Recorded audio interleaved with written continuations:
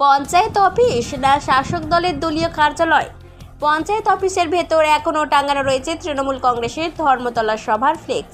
ছবিটা দুর্গাপুরের কাংসার মলানদিঘি গ্রাম পঞ্চায়েতের। কিন্তু কেন সরকারি অফিসে থাকবে শাসক দলের দলীয় ফ্লেক্স? বিতর্ক উস্কে দিয়ে পশ্চিম বর্ধমানের জেলা শাসককে মেল মারফত লিখিত অভিযোগ করলেন সমাজকর্মী জয়দীপ বন্দ্যোপাধ্যায়। পঞ্চায়েতরা বর্তমানে রাজনৈতিক দলেদের আখাড়া। বর্তমানে শাসক দলের ওখানে পার্টি থেকে আনন্দ উল্লাস সব কিছুই পঞ্চায়েতে হয়।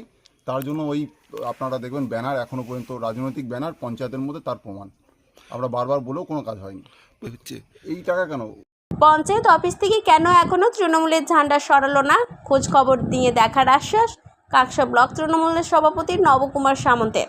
আমাদের দলের কোনো নির্দেশ নাই যে সরকারি অফিসের ভিতরে আমাদের পার্টির ব্যানার দেওয়া। যদি থেকে থাকে আমি দেখছি, তদন্ত করে নিশ্চয়ই ব্যানারের মধ্যে সরিয়ে দেওয়া হবে।